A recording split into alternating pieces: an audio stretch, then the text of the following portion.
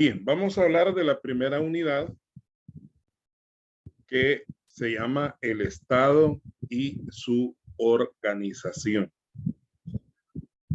Alrededor del concepto de Estado hay muchas definiciones. De hecho, los estudiantes de Derecho llevan una materia que se llama Teoría del Estado, donde profundizan mucho en el concepto, cuáles han sido las diferentes visiones que se ha tenido de Estado desde la antigüedad, ¿verdad? ¿Cuál es la visión moderna que se tiene de Estado, que viene desde el siglo XVIII, ya finales del siglo XVIII, con la Revolución Francesa y también con la independencia de Estados Unidos, que fueron dos eventos históricos que se dieron casi en la misma época? O sea, la independencia de Estados Unidos un poquito antes y la Revolución Francesa ya en 1789, que abolió la monarquía en Francia, que es uno de los países de Europa Central que no tienen monarquía. De ahí España, Suecia, Dinamarca, tienen reyes, ¿no? No así Inglaterra, Francia no tiene rey, lo mismo que otros países, ¿no? Pero de esos países que todavía mantienen sus monarquías, pues Francia fue de los primeros en quitar o abolir la monarquía, es decir, los reyes, no existen. Y de ahí empezaron a surgir las primeras ideas modernas de Estado, el concepto de república, que es algo que se lo debemos a los franceses. Y así como otro montón de ideas de esos pensadores de esa época, como Voltaire, Rousseau, Robespierre, que fueron personas que escribieron, analizaron cómo debe funcionar el Estado y que muchos de los funcionamientos de los estados modernos se deben a esas ideas revolucionarias en Francia. O sea, estoy haciendo un antecedente para que entendamos desde dónde viene todo eso de la idea del Estado y la concepción moderna de Estado que nosotros manejamos. Entonces, ¿qué es el Estado? ¿Cómo vamos a definirlo? Repito, hay un montón de definiciones, quizás mejores que las que tenemos acá. Pero como la idea no es teorizar sobre el Estado, sino más bien tener un conocimiento general del mismo, pues esta definición me pareció que era la más apropiada. Entonces, ¿qué es el Estado? El Estado es un concepto político. Fíjese bien. Cuando decimos político, se refiere a cuestiones que tienen que ver con la gobernanza, es decir, con la forma en que se gobierna un país. De ahí viene lo político. Desde ese punto de vista, ninguna persona puede decir que no es política. Todos estamos inmersos en la política, porque formamos parte del Estado. Ya vamos a ver dónde estamos ubicados nosotros dentro de la estructura del Estado. Ahora, ¿a qué se refiere este concepto político? Se refiere a una forma de organización social. Es decir, el Estado es una forma de organización social porque está formada por personas que se interrelacionan unas con otras. Obviamente hay una organización económica porque los estados generan bienes y servicios, ya sea para su propia población o para poder ser vendidos a terceros países.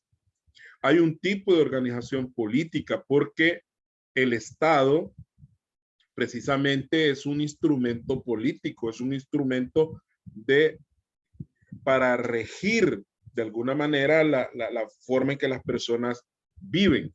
Soberano, la palabra soberana debe entenderse el término soberano como algo independiente. Algo es soberano cuando no depende de otros.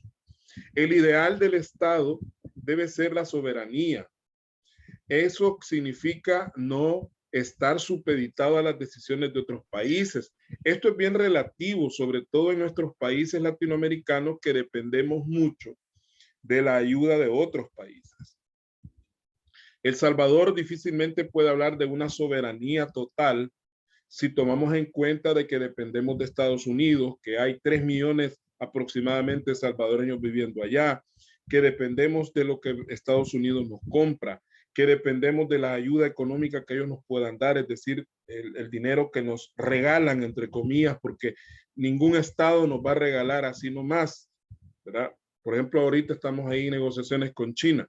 ¿De China nos va a dar recursos? Sí, claro, pero ¿a cambio de qué? O sea, ningún país nos va a regalar nada de gratis. Los regalos no existen en ese punto, desde ese punto de vista. Toda ayuda que un país le da a otro tiene un componente de compensación posterior. En algún momento nos van a pasar la factura, eso quiere decir. ¿Cuál es la factura que le hemos pagado a Estados Unidos a cambio de su ayuda? Bueno, alinearnos siempre con ellos, estar siempre de acuerdo con todo lo que ellos hacen. Y ese es el pago, el costo que debemos asumir por la ayuda que recibimos. Y otra palabrita bien interesante es coercitiva. ¿Qué significa eso? La coerción, ¿verdad? Algo es coercitivo, y ahí sí quiero que tomen nota por ahí, cuando yo debo hacerlo, esté o no esté de acuerdo. De alguna manera el Estado tiene mecanismos, como son las leyes, de carácter coercitivo, que hacen que las personas nos veamos obligadas a hacer o dejar de hacer algunas cosas porque la ley lo dice, no necesariamente porque estemos de acuerdo.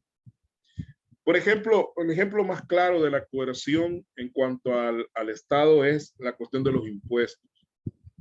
Nadie está, o al menos la mayoría, yo me podría atrever que la mayoría de personas no están de acuerdo en pagar impuestos. A nadie nos gusta pagar impuestos.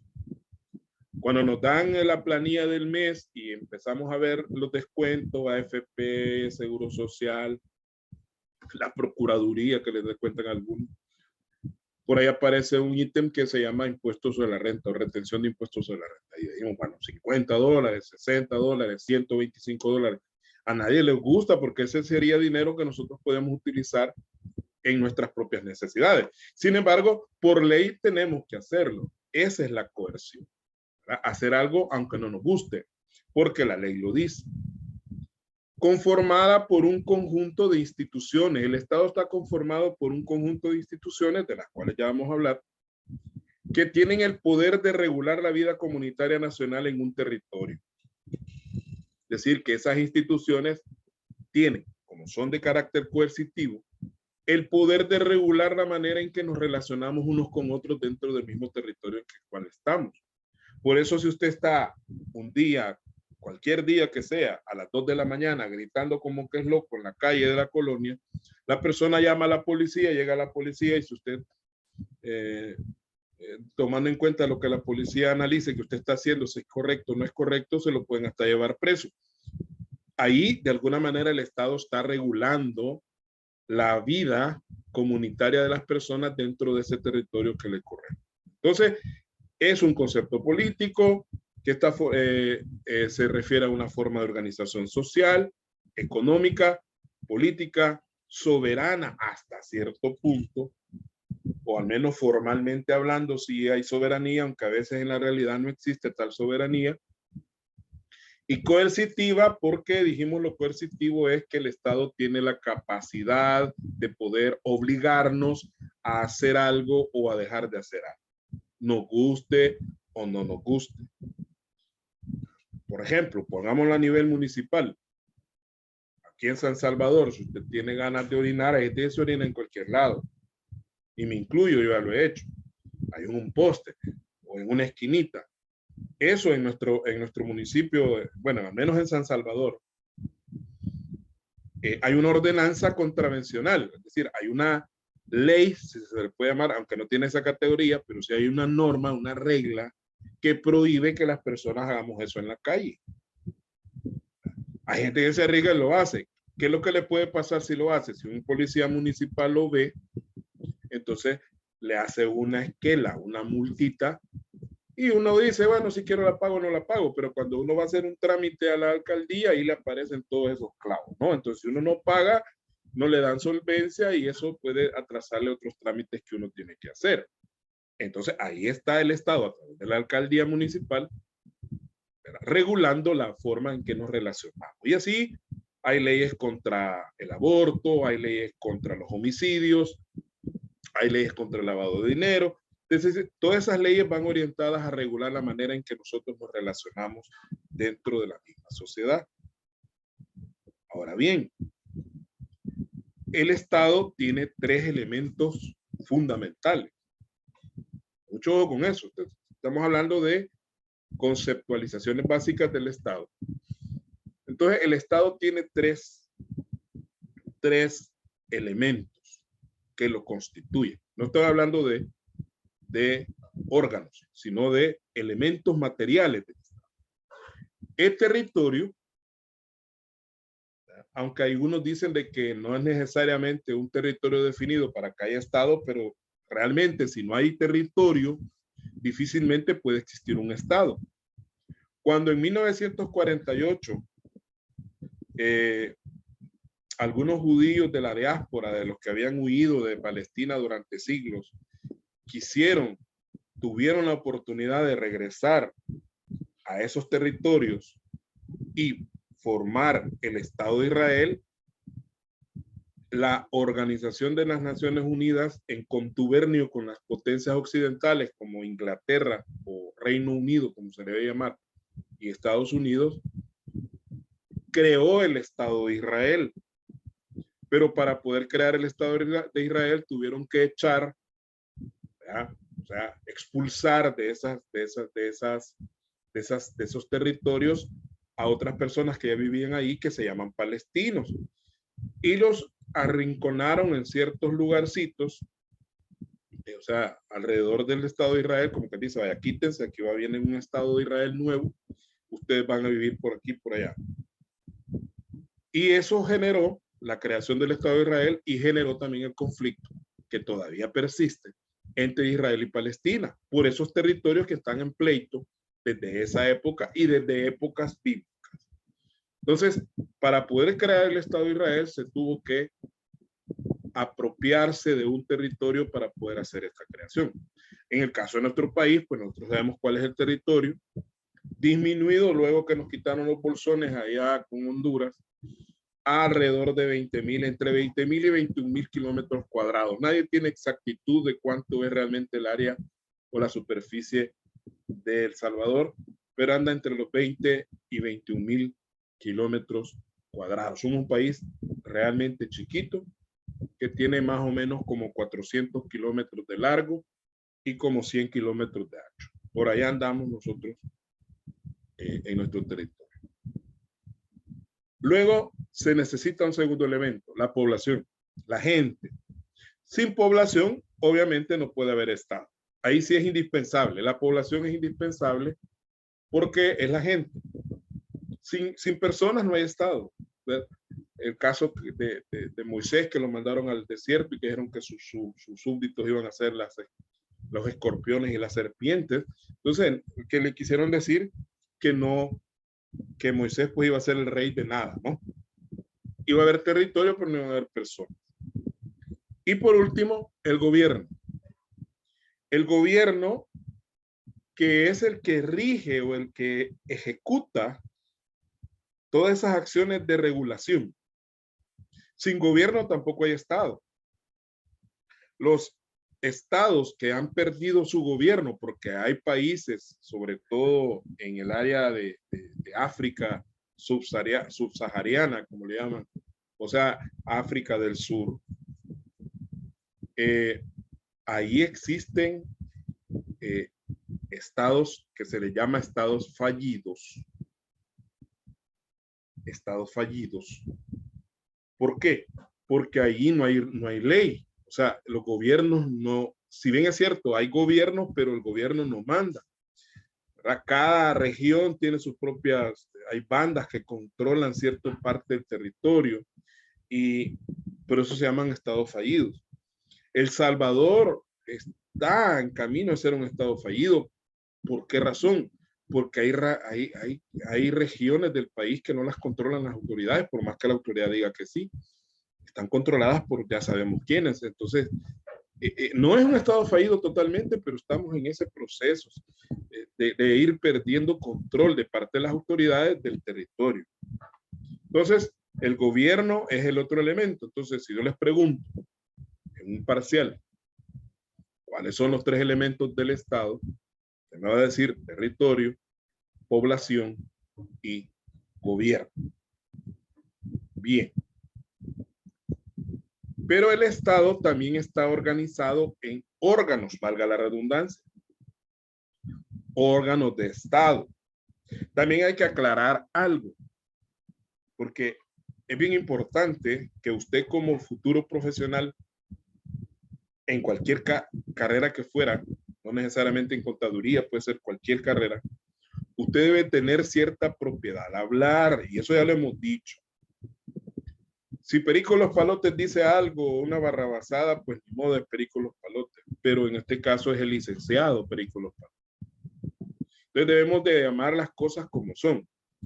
A partir de la Constitución de 1983, que es la que está vigente actualmente, con sus reformas que se hicieron en los años 90, después de los acuerdos de paz, se hicieron una serie de modificaciones como que la creación de la Policía Nacional Civil, la Procuraduría para los Derechos Humanos, el Tribunal Supremo Electoral, que eran instituciones que no existían antes de los acuerdos de paz.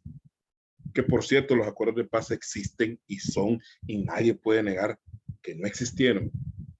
Y que gracias a los acuerdos de paz existen una serie de instituciones que de no ser por esos acuerdos no existirían y todavía estaríamos matándonos unos con otros. O sea, eso hay que aclararlo.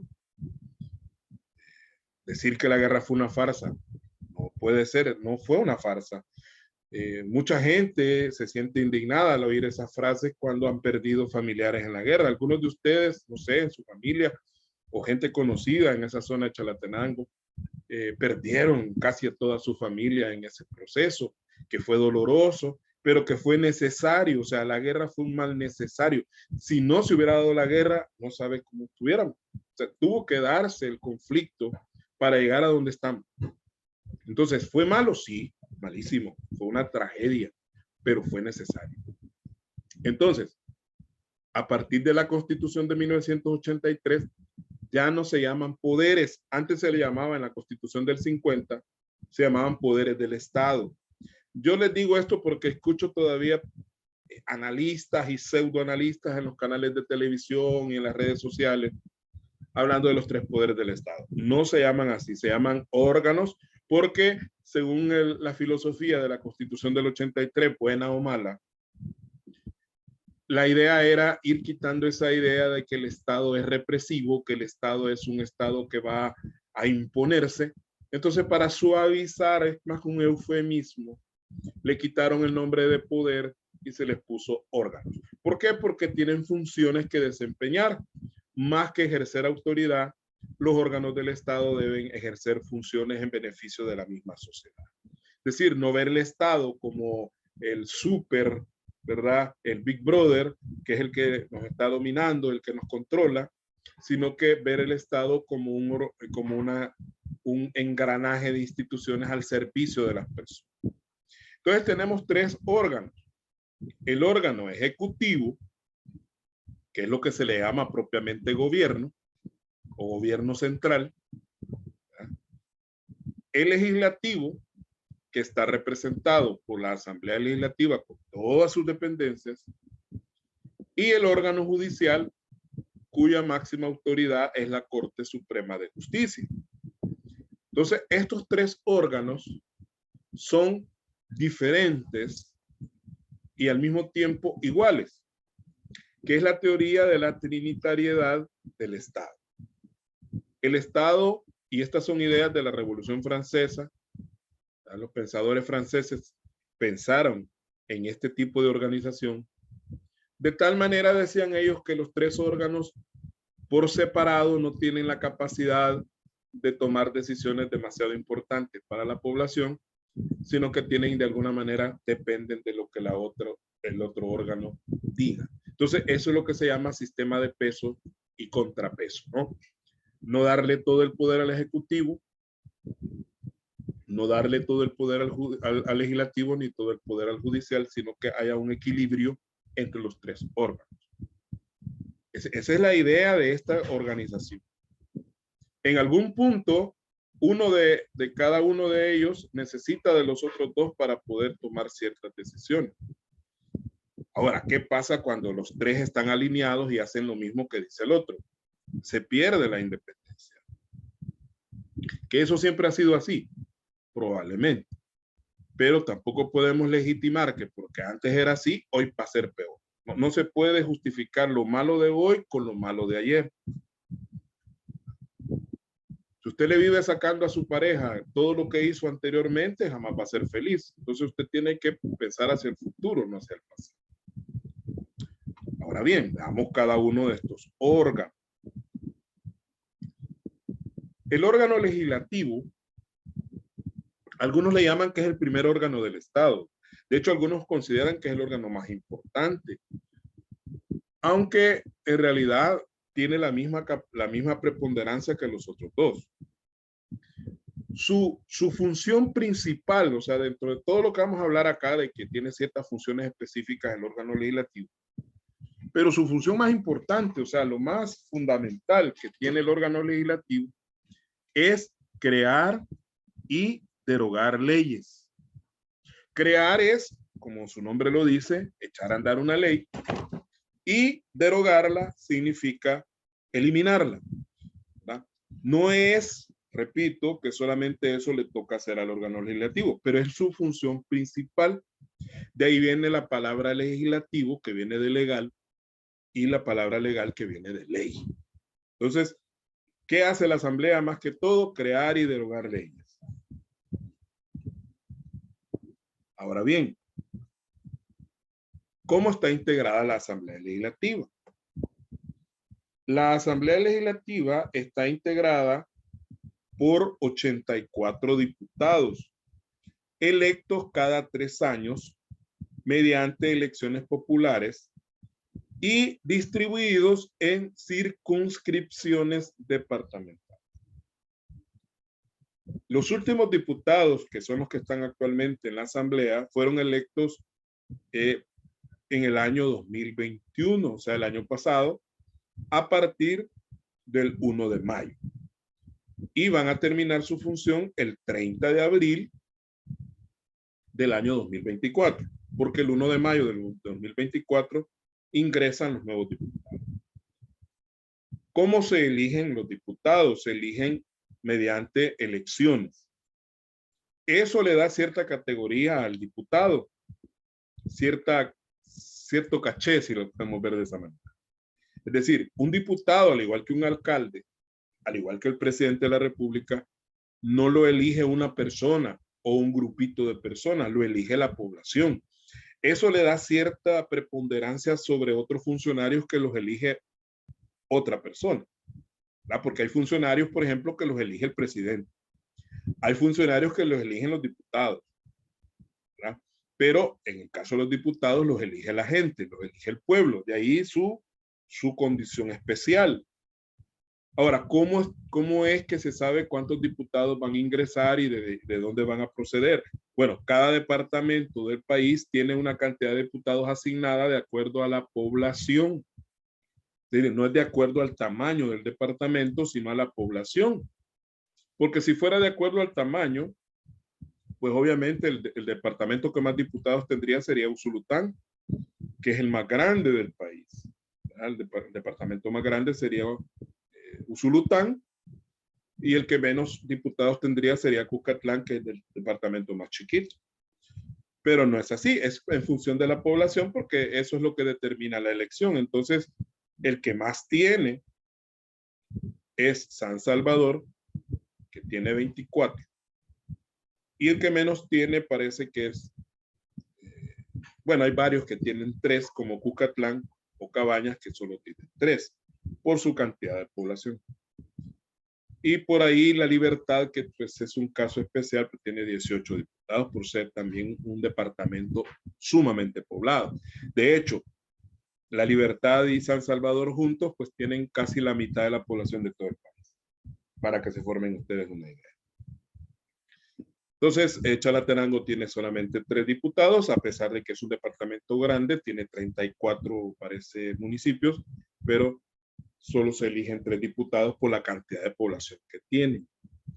El número de diputados está asignado en función de la población de acuerdo al censo del año 2007, que fue el último censo que se ha hecho. Un censo es un recuento de toda la población de un país, ¿verdad? Se va casa por casa y se pregunta no solamente el número de personas, sino otro montón de cosas que el Estado necesita saber.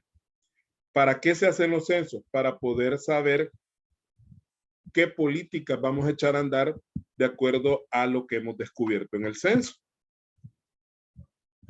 Entonces, si nosotros sabemos que de acuerdo al censo, la población urbana es mayor que la población rural, entonces nos va a servir para ver qué políticas vamos a desarrollar para la población rural y qué políticas para la población urbana. Saber cuántas mujeres hay, si hay más mujeres que hombres, que de hecho ligeramente, ¿no?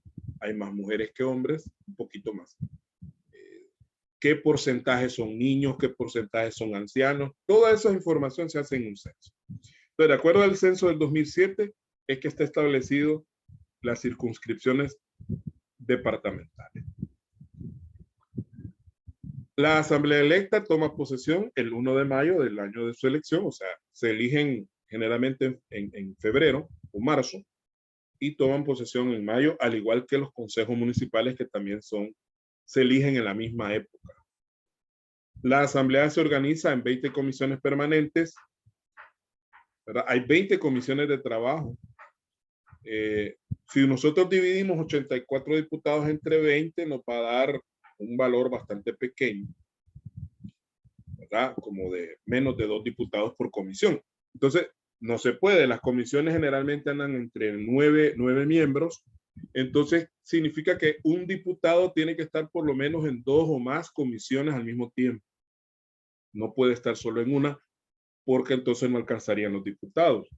Y hay un número variable de comisiones especiales, transitorias o ad hoc. Esas las va a investigar un grupo de ustedes, porque se les va a asignar una investigación sobre estas comisiones que tiene la asamblea. Eso más adelantito se los voy a dar.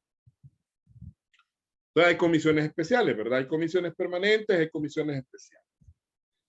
Y otras llamadas también transitorias o comisiones ad hoc. Aquí ustedes van a investigar ahí, no les quiero robar el show, para los que van a investigar esto, para que lo puedan investigar sin ningún problema. Ahora, ¿cómo se toman las decisiones en la asamblea? La asamblea legislativa es un ente colegiado, se llama. La palabra colegiado significa que al estar formado por varias personas, las decisiones se toman en función de la mayoría de esas personas, ¿verdad? No es la decisión de uno o de dos, sino la decisión de los 84, tomando como base la mayoría, la cual puede ser de 2 tipos. O sea, la asamblea tiene 2 tipos de mayoría y dependiendo lo que se vaya a aprobar, así es la tipo de mayoría que la misma Constitución establece para lograrlo. Cuando los acuerdos son menos significativos, como por ejemplo aprobar leyes, lo que se busca siempre es la mayoría simple.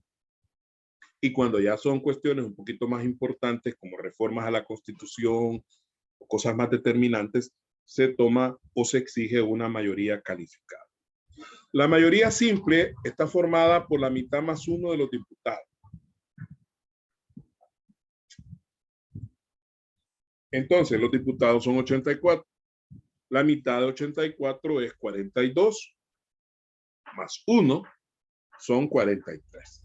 O sea que tiene que haber 43 diputados a favor para poder aprobar por mayoría simple. Y la mayoría calificada deben ser 2/3 partes de los diputados. O sea, es una mayor proporción de diputados los que se necesitan.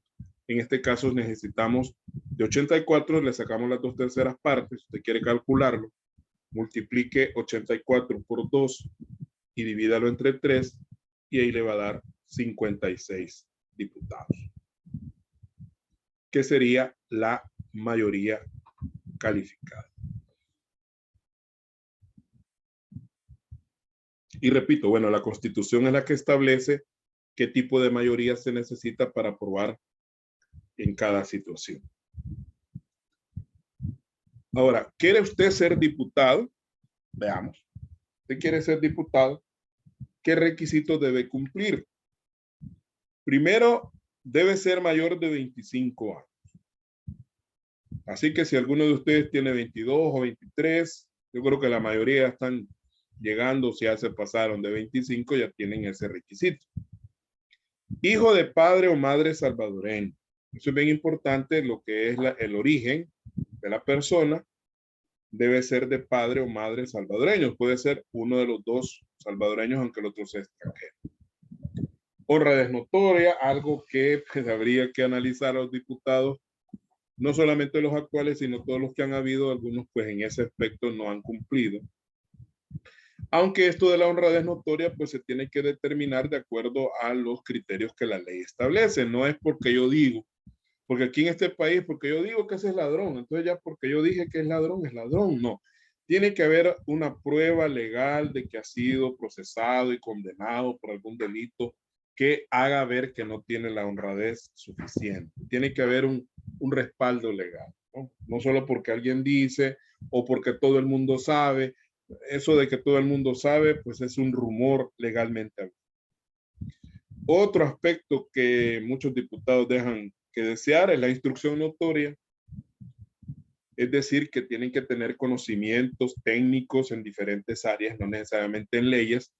La ley no dice que debe ser necesariamente abogado para ser diputado, aunque alguien podría decir, pues sí, pero si no es abogado, ¿qué va a ir a hacer? No necesariamente, hay muchos abogados que aunque tengan el título, pero no tienen capacidad de discernimiento. Y es importante la riqueza de conocimiento en la asamblea. Deben haber abogados, deben haber contadores, deben haber profesores, deben haber ingenieros, deben haber médicos para que tengan el conocimiento sobre el área que van a legislar.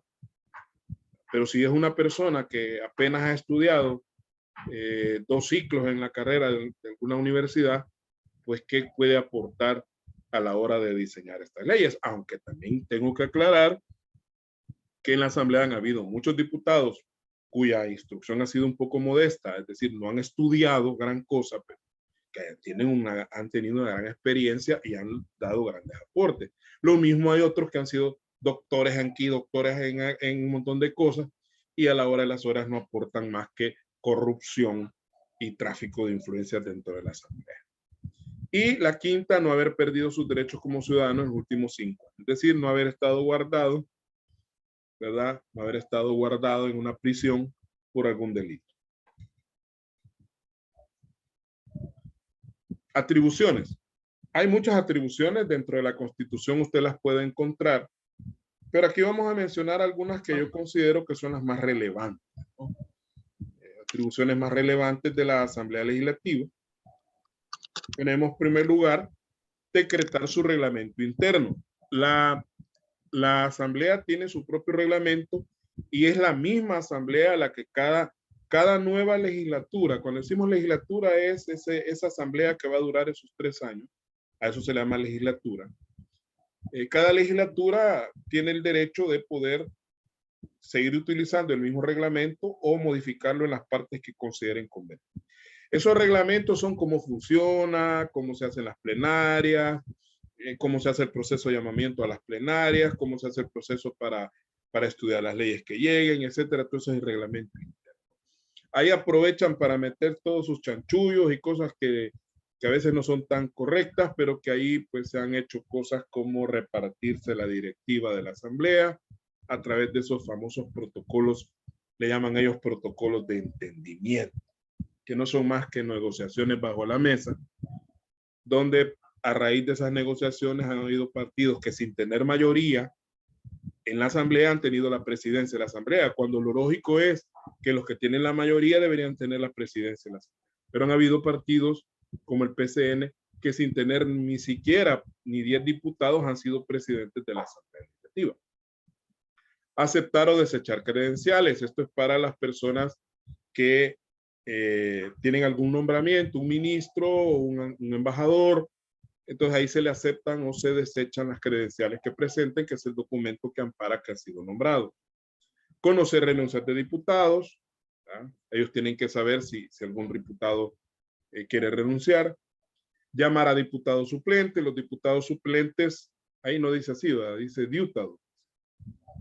Cuando un diputado no puede, por cuestiones de enfermedad o fuerza mayor, no puede llegar a la sesión, pues nombra para eso hay un suplente que ya está previamente electo, que va a sustituirlo en esos casos. Decretar, interpretar auténticamente, reformar y derogar leyes secundarias. lo que dijimos al principio, ¿no? Decretar, crear leyes, interpretar auténticamente, que es algo que muchas personas, todos interpretamos la ley a nuestra manera, pero nuestras interpretaciones no son válidas. Yo no puedo ir ante un juez y decirle, yo creo que el artículo tal de la ley tal quiere decir tal cosa. No es válido. La única entidad que puede interpretar auténticamente una ley es la Asamblea Legislativa. Y eso lo tiene que hacer a través de un decreto especial. Si ustedes revisan la ley de impuestos sobre la renta, por ejemplo, por ahí hay varias interpretaciones auténticas, que es cuando hay dudas sobre lo que dice un artículo, entonces la Asamblea dice, no, bueno, aquí lo que quiere decir es esto, y esto es lo que vale. Reformar, o sea, modificar, ¿verdad? O derogar leyes. Secundarias, ¿cuáles son las leyes secundarias? Todas las leyes, excepto la Constitución, que es la ley primaria. De ahí todas las leyes son secundarias. Algo bien importante para nuestra profesión, decretar impuestos, tasas y demás contribuciones. Ya más adelante vamos a hablar de qué son los impuestos, qué son las tasas, que creo que ya las explicamos un poquito en el sistema, parece que vimos eso, pero lo vamos a retomar, y que es la Asamblea la única que puede decretar estas cosas.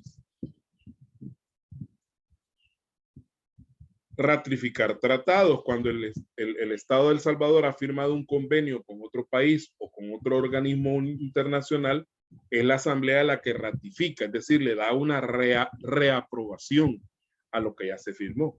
Si la Asamblea no ratifica un convenio, no tiene validez. Hay que aclarar que los tratados internacionales, es decir, esos convenios que firma El Salvador con otros países, tienen nivel constitucional, quiere decir que se consideran que forman parte de la Constitución. Decretar presupuesto de ingresos y gastos, es otro aspecto que también tiene que ver con la materia. Crear y suprimir plazas en el Estado. La Asamblea tiene la facultad de crear nuevas plazas, que es algo que se ha dado, y de suprimir plazas que ya no sirven o que ya no son útiles. Elegir funcionarios de segundo grado. Creo que por ahí nos vamos a quedar y vamos a explicar esto en la próxima clase.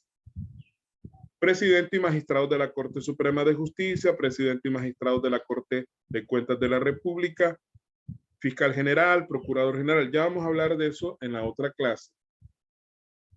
A estos funcionarios se les llama de segundo grado porque los funcionarios de primer grado son los que son electos por la gente. Presidente, vicepresidente, diputados, alcaldes y consejos municipales son de primer grado. Pero estos otros son de segundo grado porque ya no los elige la gente, sino que los elige la Asamblea. Nos vamos a quedar por ahí, jóvenes. Muchas gracias por todo. Me alegro de estar con ustedes nuevamente.